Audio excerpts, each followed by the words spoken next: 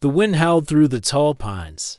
As Griffin West made his way into the small town of Willow Creek, he was used to the quiet, the solitude of the mountains where he spent most of his time. But every now and then, he had to head into town for supplies. The town itself was nothing special, just a handful of cabins, a small store, and a single tavern where people gathered to drink and talk. Most of the townsfolk knew Griffin, and he was always polite, but he didn't stick around long. He liked the peace and the mountains too much to settle into the busy life of the town. This particular day, however, something felt different. Griffin had just stepped into the tavern to warm up and grab a drink when he saw her. Her name was Sierra Brooks, and from the moment she walked in, she had everyone's attention. There was something about the way she carried herself, something strong and unyielding, that drew the eye. She was a woman who didn't seem to care about fitting in with the crowd. Her eyes were dark and intense, like a storm cloud ready to burst. She didn't smile or nod in greeting when she entered. She simply walked to the bar, ordered a drink, and scanned the room as if she were looking for something or someone. Griffin noticed her immediately. He wasn't one to be drawn into drama or excitement, but there was something about this woman that piqued his curiosity. He watched her for a few moments, noticing how everyone else in the room seemed to hold their breath when she looked their way. It was clear she wasn't here to make friends. Sierra took a seat at the bar, leaning against the counter, her back straight and her posture strong. She didn't seem interested in the usual small talk that the locals often indulged in. The bartender, a kind man named Hank, gave her a nervous smile but didn't try to start a conversation. Sierra didn't look like the kind of person who appreciated idle chatter. Griffin was about to turn away when she spoke up, her voice breaking through the quiet hum of the tavern. "I'm nothing but trouble," she said, her eyes meeting his. There was no question in her tone, just a matter-of-fact statement. "So, you might want to keep your distance." Her words hung in the air for a moment. Most people would have laughed or tried to brush off such an intense declaration. But Griffin wasn't most people. He raised an eyebrow and leaned back in his chair, studying her. There was something about her confidence, the way she made that bold statement without a hint of doubt, that made him smile. It wasn't arrogance, it was just honest. He found that refreshing. "Good," Griffin said with a grin, his deep voice calm and steady. "I was getting bored anyway." Sierra looked at him, and for a moment, it seemed like the two of them were sizing each other up.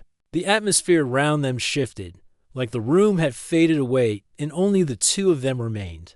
She didn't seem offended by his response. In fact, there was a flicker of something in her eyes. Maybe it was amusement. Maybe it was something else. Whatever it was, Griffin felt a spark of interest. He hadn't expected such a reaction from her, and that intrigued him. The rest of the evening passed in a blur of half-hearted conversations and the clinking of glasses. But Griffin's mind kept drifting back to the woman at the bar. She had a presence, something that made her stand out even in a place like Willow Creek, where everyone had a story. He wondered what her story was, but he knew better than to ask. He was a man of few words, and he didn't like to pry into other people's business. But Sierra Brooks wasn't the type of person you ignored easily. As the evening wore on, more people came and went, but Sierra stayed at the bar, nursing her drink, keeping to herself. Griffin kept an eye on her from the corner of the room, trying to figure her out. She seemed like she had been through a lot. Her eyes told a story of pain, of battles fought and lost. She wasn't the kind of person who wore her heart on her sleeve.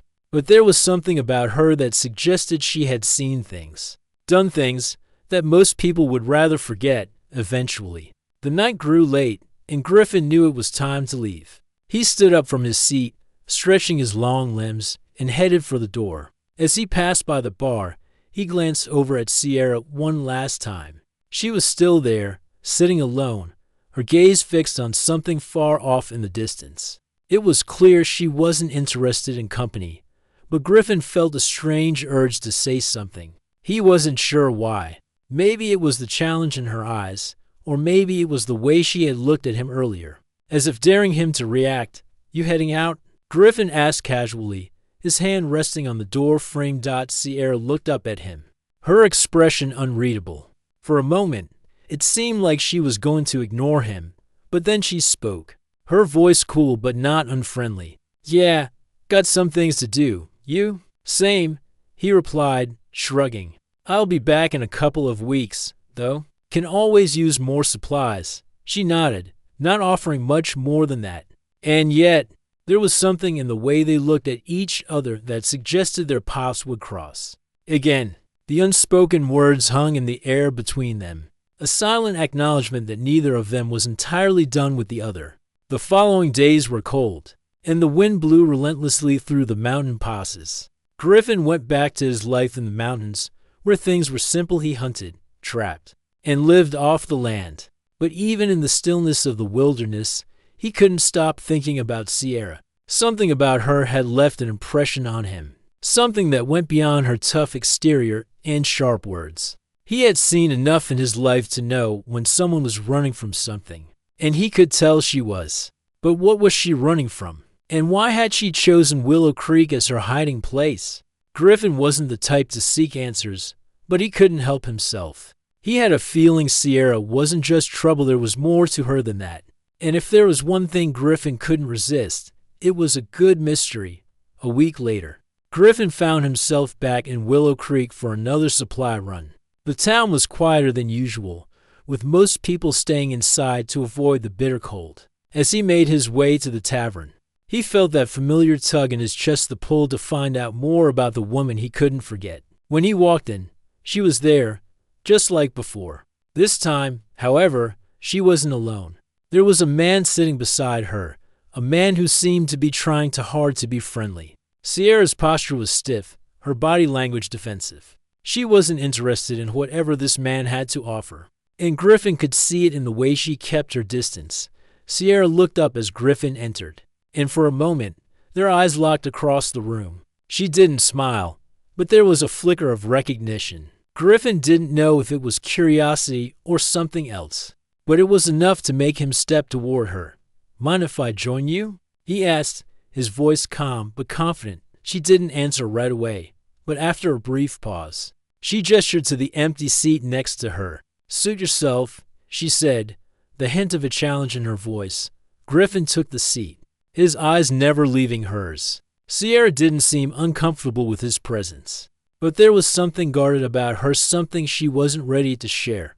For now, though, Griffin was content just to be near her. He could sense there was more to this woman than she was letting on, and he couldn't help but want to figure it out. The days in Willow Creek were growing shorter as winter's grip on the town tightened. The snow began to fall more frequently, dusting the rooftops and blanketing the streets with a thick layer of white. Griffin had returned to town again, a routine that had become familiar over the past few weeks. This time, the need for supplies wasn't the only reason he had come back. Sierra was still on his mind, and the more he thought about her, the more he realized that their paths were somehow tied together. As Griffin stepped into the tavern once again, he found the atmosphere a little different. The usual chatter and clinking of glasses were quieter, replaced by the soft murmur of conversation. Sierra was sitting by herself at the bar, her usual confident posture a little more withdrawn today. Her eyes, normally sharp and unyielding, looked distant, as though she were lost in thought. Griffin's heart gave a small, unexplainable tug at the sight of her. He wasn't used to feeling drawn to someone in this way, but there was something about Sierra that both intrigued and unsettled him. There was a fire in her that wasn't easily extinguished, but lately, he'd begun to notice the cracks in her armor. She was more than just the tough woman who had walked into the tavern a few weeks ago. She was someone who had been carrying a weight for far too long. He made his way to the bar, and without looking at her directly, he said, "Mind if I join you?" Sierra glanced up, her eyes briefly meeting his, and then she nodded, not saying a word. There was something unspoken between them, a tension that neither of them could ignore. Griffin took a seat next to her, and for a moment, neither of them spoke. The silence felt natural, not uncomfortable. They were both aware of the storm brewing outside, but there was a storm inside them as well, a storm they had yet to face. The bartender, Hank, came over with a quick nod to Griffin, pouring him a drink without asking what he wanted. It was as if the town had come to recognize the kind of man Griffin was. No nonsense, quiet, and someone who didn't waste words. He didn't have to explain himself. The same was true for Sierra. She didn't have to say much for people to know that she wasn't someone you crossed lightly. Griffin took a sip from his drink and looked over at her. "You've been here long?" Sierra took a deep breath, her fingers idly tracing the rim of her glass. "Long enough," she replied, her voice steady, but laced with something hard to read. "Not sure what you want me to say." Griffin chuckled softly. "I'm not looking for a story, just making conversation." She gave him a sideways glance, her lips curling into a faint smile. "Not good at small talk, huh?" "Not really," Griffin admitted, "but I've learned enough to know when something is not right for the first time." Sierra's guard seemed to lower just a little. She didn't respond immediately, but after a long pause, she sighed. "I didn't expect to stay here this long," she said quietly. "Came here to hide for a while. Didn't think I'd end up staying. But here we are." Griffin looked at her, sensing there was more she wasn't saying. But he didn't press her. He knew better than that. There was no rushing a person to share their past. "What are you running from?" he asked, his voice low but not judgmental. Sierra's eyes darkened, and for a moment, Griffin wondered if he had overstepped. She was silent for a long time, staring down into her drink as though the answer was buried somewhere deep inside. Then, with a slow shake of her head, she said, "It's not something you can outrun. Doesn't matter where I go, it'll follow me." Her words hung in the air like a heavy fog. Griffin didn't need to ask for more details. He understood what she meant. There were things in life that couldn't be escaped, no matter how far you ran. Everyone carried something inside them that was too painful to confront, but eventually, it would catch up. There was a long silence between them, but this time, it didn't feel awkward. It felt like two people sitting in the quiet after the storm, not needing to speak to understand each other. Griffin, for the first time, felt like he wasn't the only one carrying a burden. Sierra's walls, though still standing, had cracked just enough for him to see the weight she carried. He shifted in his seat and leaned back slightly, looking at her with a steadier gaze. "You're not alone in that," he said quietly, his voice firm but kind.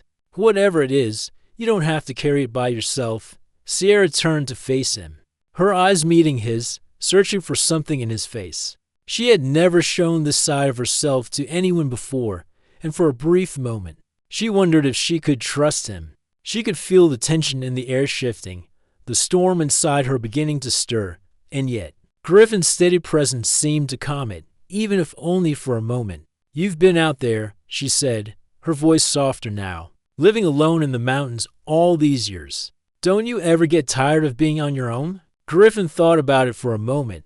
He wasn't one to talk about himself much, but there was something about Sierra that made him want to be open, to let her see more than just the rough exterior he presented to the world. "There's peace in solitude," he said slowly, "but it's also a kind of quiet that makes you think, makes you confront your own demons. I don't know if I'd say I get tired of it, but sometimes I wonder if I'm missing out on something." Sierra's gaze softened, and for the first time, there was a flicker of something close to vulnerability in her eyes. "You're not missing out on anything," she said, almost too quietly for him to hear. "Sometimes, being alone is safer, easier." Griffin didn't respond right away. He wasn't sure what to say, but he could feel that they were both inching closer to something important. There was a deep understanding between them, a recognition of shared pain and unspoken struggles. He could see that Sierra was a woman who had been through things that had left her scarred. But she had fought and survived, and that was something to be respected. As the evening wore on, the snow outside thickened into a full-blown storm. The wind howled louder, rattling the windows of the tavern, but inside, there was a strange kind of calm. Griffin and Sierra were no longer just the strangers they had become to people who had, in a way, found solace in each other's company. After a while, Sierra stood up, signaling the end of their quiet conversation. "I should go," she said, gathering her coat. "Don't know how long this storm's going to last." Griffin stood too, not wanting to see her leave, but understanding that she wasn't ready to stay. "Be careful out there," he said, his voice low but sincere. Sierra looked at him for a moment, her expression unreadable. Then, to his surprise, she smiled a small, almost reluctant smile. "Thanks for the drink," she said, her voice softer than it had been earlier. With that, she turned and walked out into the storm, leaving Griffin standing there, his thoughts swirling in a way they hadn't in a long time. As he watched her disappear into the blizzard, he realized that something had shifted between them. They had both revealed parts of themselves they hadn't expected to share. And though their story was far from over, he knew one thing for sure: Sierra wasn't just trouble. She was a woman who had been through hell, and somehow, Griffin had found himself wanting to be there when the storm finally calmed.